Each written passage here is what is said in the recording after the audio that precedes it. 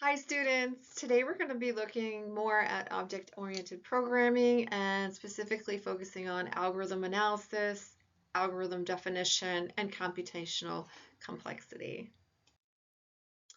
So by the end of this lecture, you'll be able to define what an algorithm is and describe the different properties, also be able to explain the purpose and importance of algorithm analysis, and evaluate the efficiency of algorithms using computational complexity measures like the big O notation.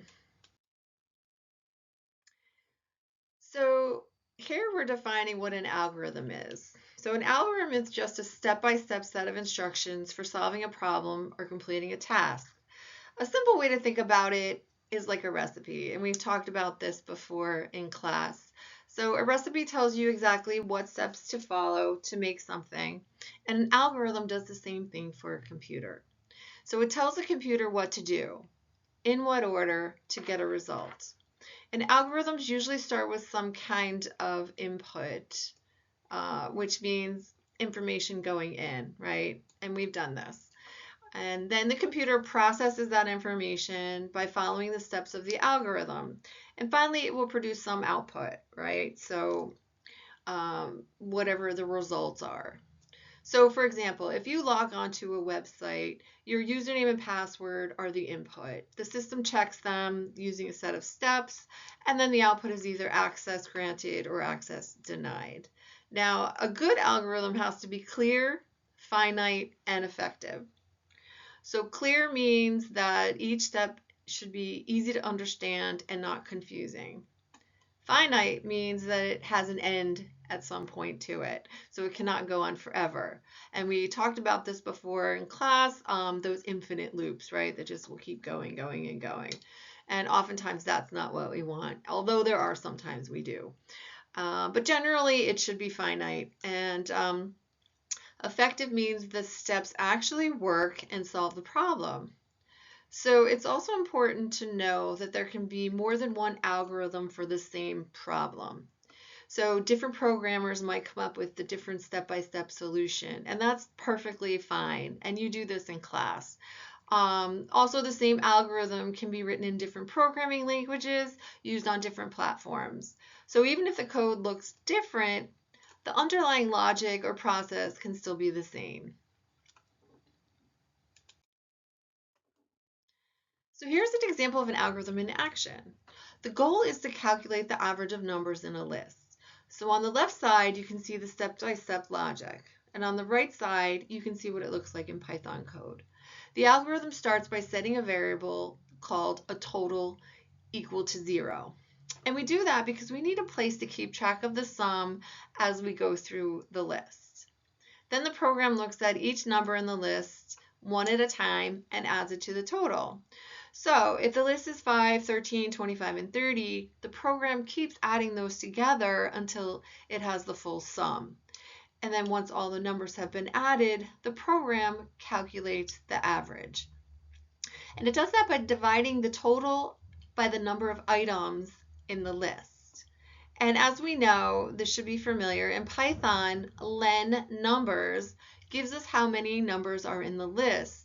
So the final line prints the result.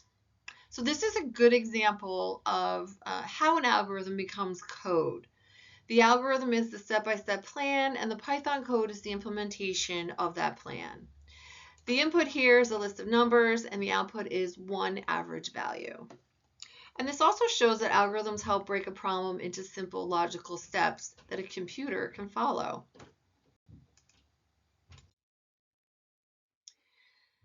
So now we're looking at algorithm design, which is the process of planning out a good solution before or while you're writing the code. So instead of just jumping in and typing, algorithm design help us think through the problem in a more organized way. So again, the first step is to understand the problem. That means being clear on what we're actually trying to solve. If we do not fully understand the problem, we might write code that works but solves the wrong problem or the wrong thing, right? So the code might work, but it's not really what we want to solve. The next thing you need to do is define the inputs and the outputs. right? So in other words, what information is going into the program and what result do we want to get out of it? Next, we choose a strategy. So this means deciding on the general approach we want to solve the problem. And after that, we write pseudocode or actual code. Pseudocode is like a rough draft of the logic written in plain English before we turn it into a programming language. And then finally, we're going to test it and debug it and optimize it. So that just means that we check whether the solution works, fix any errors, and then improve it if it's needed. So the main idea here is that good design matters because it helps you solve the right problem. It makes your thinking more clear, and it gives you code that is easier to test, fix, and improve later. So algorithm design is really about thinking before coding, right? Not just coding first and then hoping that it works. Got to have a plan. And so now we're looking at algorithm analysis. Uh, and this means evaluating how good an algorithm is. So it's not just about whether the algorithm works, because again, two algorithms can both give the correct answer, but one might be much better than the other when the amount of data gets larger. And that's the important thing. So there are two main things that we usually measure. The first is time complexity, which tells us how fast the algorithm runs. So in simple terms, we're asking how much the running time grows as the input gets bigger. And the second one is space complexity, which tells us how much memory the algorithm uses while it's running. And this matters because an algorithm that seems fine on a small example may become too slow or use too much memory on a large data set. So algorithm analysis just helps us compare different solutions before we scale them up or use them in real systems. So the big idea here is that correctness is important, but efficiency also matters. So here's a knowledge check. So what is an algorithm? And explain it in one sentence. What are the two main resources considered in algorithm analysis? And finally, in the average of a list example, give one output and one input. So an algorithm is a finite, well-defined sequence of steps for solving a problem or completing a task. And then the two main resources that we're looking at are time, which is the runtime, and space, which is the memory that's being used. And then finally, in that example, the input was the list of numbers, right? We have the list, and then the output would be the computed average. Just a little review. All right, so here we want to look at the main properties of a good algorithm. And these are the basic features that help us decide whether a set of steps is actually a proper algorithm. So first, finiteness means that the algorithm has to stop after a limited number of steps. It cannot run forever. So at some point, it needs to finish. Next, we have the output, which means that the algorithm must produce at least one result. If it does not give us any result at all, then it's not very useful. What's the point?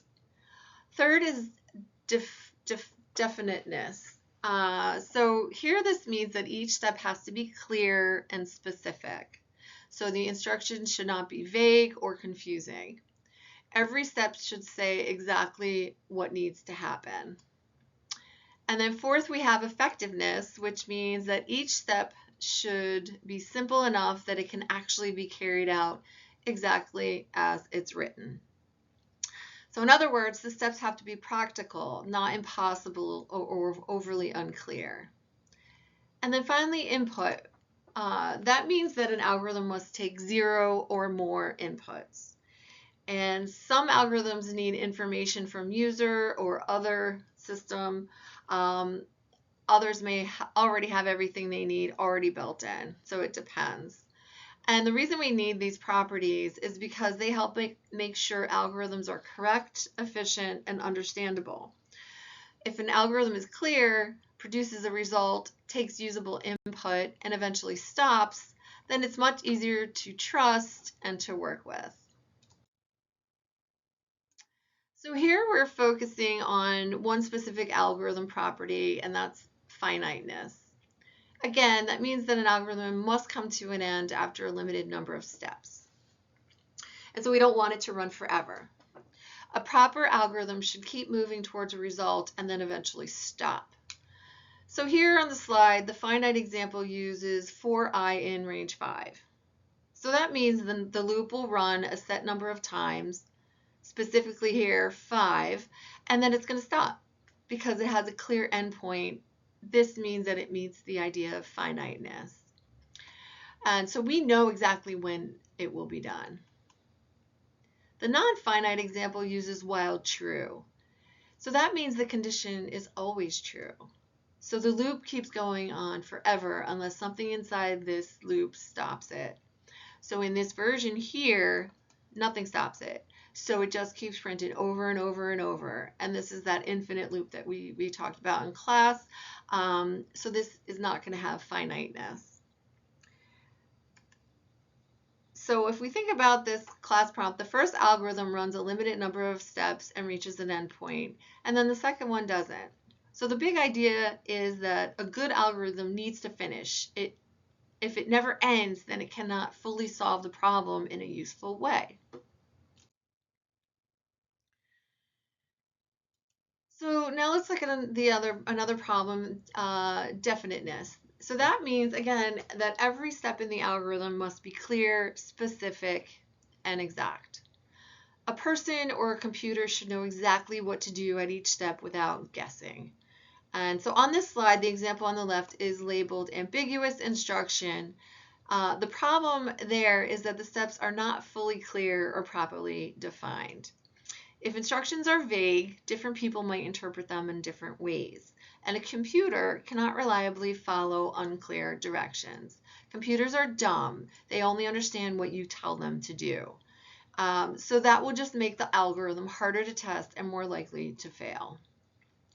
On the right, we see a clear instruction. So this version is written in a very precise way. The function is clearly defined. It takes two inputs, adds them together, returns the result, and then prints the answer when called with 5 and 3. Every step is specific, so both the programmer and the computer know exactly what is supposed to happen. So the big takeaway is that algorithms need precision. If steps are vague, the algorithm is unreliable. If steps are definite and clearly written, the program becomes easier to test, repeat, and to trust. So here on this slide, we're looking at three more important algorithm properties: the input, the output, and effectiveness. So input means that the information that goes into the algorithm, so an algorithm can have 0 inputs, 1 input, or many inputs, and that all depends on the problem. And inputs are basically the data the algorithm works with, right? So for example, if we're calculating an average, the list of number would be the input, just like the example I showed in the earlier slide. And then we have the output, which is the result the algorithm produces after it processes the input. So a proper algorithm should produce at least one output. So again, in our example, if the input is a list of numbers, the output might be the average of those numbers. And then the last idea here is effectiveness. And so this means that each step in the algorithm should be simple enough that it can actually be carried out by a person or by a computer. So these steps should be exact, realistic, and able to finish in a reasonable amount of time. So on this slide, the example total plus equals number is effective because it is a basic, clear step that can be easily performed. So the big picture here is that input is what goes in, output is what comes out, and the effectiveness means the steps in between are simple enough to actually work. All right, so in this slide we have an exercise that asks you to apply what we've been learning about algorithms. So the task here is to write a function that calculates the sum of the squares of numbers from 1 up to n. So that means if n is equal to 5, and n is 5, then you should calculate 1 squared plus 2 squared plus 3 squared plus 4 squared plus 5 squared. And then on the right side here, you can see one possible function, as a scaffold. So the function starts by creating a variable called total and setting it to 0. Then it uses a loop to go through each number from 1 to n. And so for each number, it squares that number and adds it to the total. After the loop finishes, the function returns the final total. Then the last line prints the result for the sum of squares, 5. But this exercise is not just about writing the code. It also asks you to explain the 5 properties of the algorithm. So you should be ready to identify the input, which is n, the output, which is the final sum. The stopping point is when the loop reaches n and finishes. Definiteness means each step is clear and effective. And then effectiveness means each step, like squaring a number and adding it to a total, is simple enough for the computer to carry out. So this exercise is helping you to connect the code to algorithmic thinking. So you're not only writing a working function, but also explaining why it counts as a good algorithm. Another knowledge check here. So which property says an algorithm must stop? Why does definiteness matter when writing code? And in the sum of squares example, what are the input and the output? Again, the finiteness is when saying that the algorithm must end after a finite number of steps. Definiteness matters because every step must be clear and unambiguous so the algorithm can be executed correctly. And then finally, input is n, output is the total sum of squares from 1 through n. So I hope that's pretty clear for you. So here we want to talk about the efficiency of, and I touched a little bit about this, but we're talking about the efficiency of an algorithm. So in most cases, efficiency is about how well an algorithm uses resources to solve a problem. And in most cases, the 2 main resources we care about are time and space. Time means how fast the algorithm runs, and space means how much memory it uses while it's running. The main goal is not to find an algorithm that works, but to find one that works correctly and uses resources wisely. So 2 algorithms might give the same answer, the right answer, but one might take much longer or much more memory than the other. And in that case, the more efficient one is usually the better choice. So here, this slide also points out that performance can be affected by different factors. So internal factors include the time the algorithm needs to run and the amount of memory it needs. And these are tied directly to the design of the algorithm itself. And then external factors include things like the size of the input and the speed or quality of the computer that's running the program. For example, a program may seem fast with small input, but it might slow down when the input gets a lot larger. So the big idea here is that efficiency helps us compare solutions and choose the one that gives correct results without wasting time or memory. All right, so here let's look more at the 2 internal factors, right? The time and the space complexity.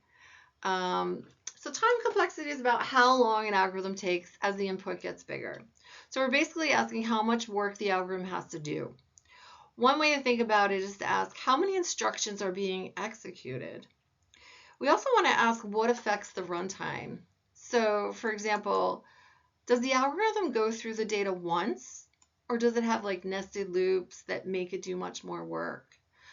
We also care about whether the runtime grows in a simple way, like linearly, or whether it gets worse much faster as the input size increases. And then we want to look at the space complexity, and that's about how much memory the algorithm uses in relation to the input size. So here we ask questions like, what variables do we need? Do we need extra lists or data structures? And does recursion add extra memory through the call stack? We also want to think about whether there is a different way to solve the problem that uses less memory. So here the big idea is Time complexity looks at how runtime grows, and space complexity looks at how memory use grows. And both of these help us understand how efficient an algorithm really is. So now we're looking at asymptotic, I can't say that word, analysis. And this is a way of studying algorithmic performance based on the size of the input, which we usually call n. So instead of focusing on the exact number of seconds something takes on one computer, we focus on how the algorithm's runtime grows as the input gets bigger. So that is the key idea here. So this asymptotic analysis looks at the growth rate, not exact runtime. So in other words, we're asking, as the problem size increases, how does this algorithm scale? Does it grow slowly and stay manageable? Or does it grow very quickly and become inefficient? This matters because exact runtimes can change depending on the hardware, the program language, or the other system conditions. A program might run faster on one machine and slower on another. Also, testing only a few examples does not always tell us what will happen when the input gets much larger. So this analysis gives us a more reliable way to compare algorithms, and it helps us look past machine-specific details and focuses on the big picture, how well an algorithm will perform as the amount of data grows. So here's the asymptotic notation, and this is the language we use to describe how an algorithm grows as the input size gets larger. So the first one we call the big O. The big O gives us an upper bound. So in simple terms, it tells us the most work an algorithm might need as the input grows. And that's why it is often used to talk about the worst case growth. So you can think of it as saying the algorithm will be no worse than its rate. The second one is the big omega, which is written as that symbol, and this gives us the lower bound. It tells us the least amount of work the algorithm will need, and this is often connected to the best case growth. So big omega is like saying the algorithm will need at least this much work. And then we have the third one, which is the theta, and that's written as that symbol. The theta gives us the tight bound, which means it describes the overall growth rate more exactly up to constant factors.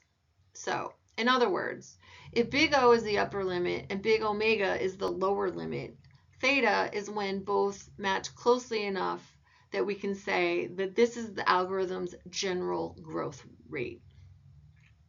So here the big idea is that big O tells us the upper limit, big omega tells us the lower, and then the theta will tell us the overall growth rate when we can describe it tightly. All right, so here we're looking at some of the most common big O classes.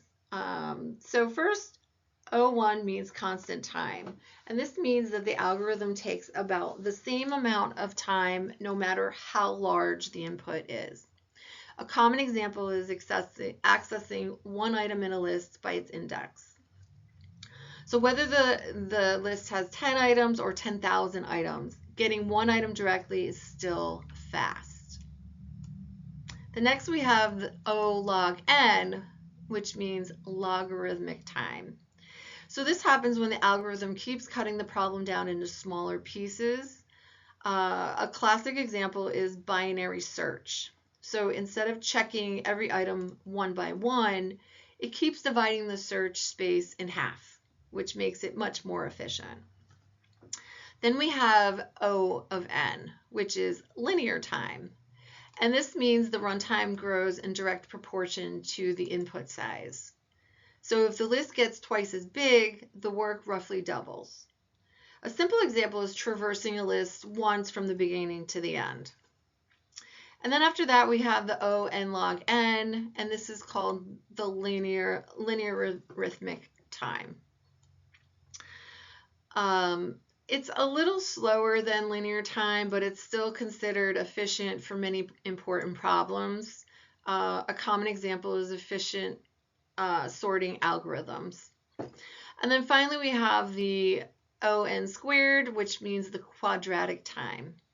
And this usually happens with nested loops over the same list. So as the input gets larger, the amount of work grows much faster.